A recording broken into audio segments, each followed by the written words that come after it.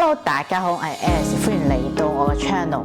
今集係同大家分享一個新樓盤嘅裝修設計，點樣可以打造一個有品味啦而又舒適嘅家居。單位係位於天水圍嘅 YOHO West Parkside， 實用面積係600零尺嘅3房格局。設計上係走型格嘅路線，用咗輕工業風去設計。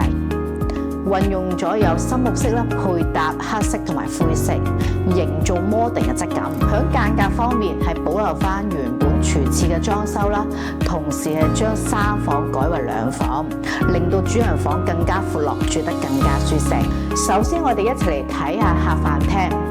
牆身都係用咗灰色嘅石墨特色牆，打造粗獷嘅質感。櫃面深綠色同埋黑色嘅膠床配搭，帶出沉穩嘅氛圍。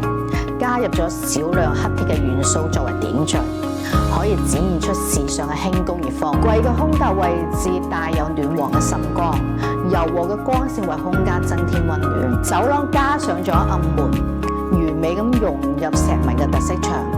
隱藏式嘅處理令空間更加利落一致。第一間房係設計為電競房，配置一個專屬嘅電競台，加入咗有藍色啦、紫色啦嘅滲光燈帶，營造出沉浸式嘅打機氛圍。牆面黑鐵網可以作為裝飾啦，同埋掛物件。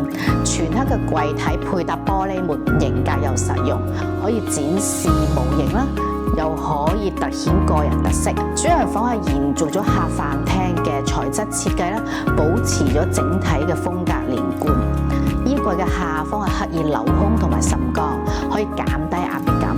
床嘅對面係設計咗一張簡約長形嘅工作書台，屋主可以響度方便專注工作。書台嘅上方係設置咗層架，加入咗滲光提升氛圍。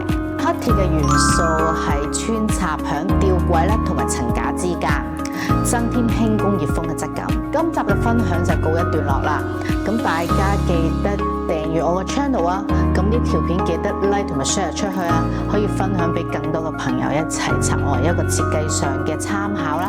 下集見，拜拜。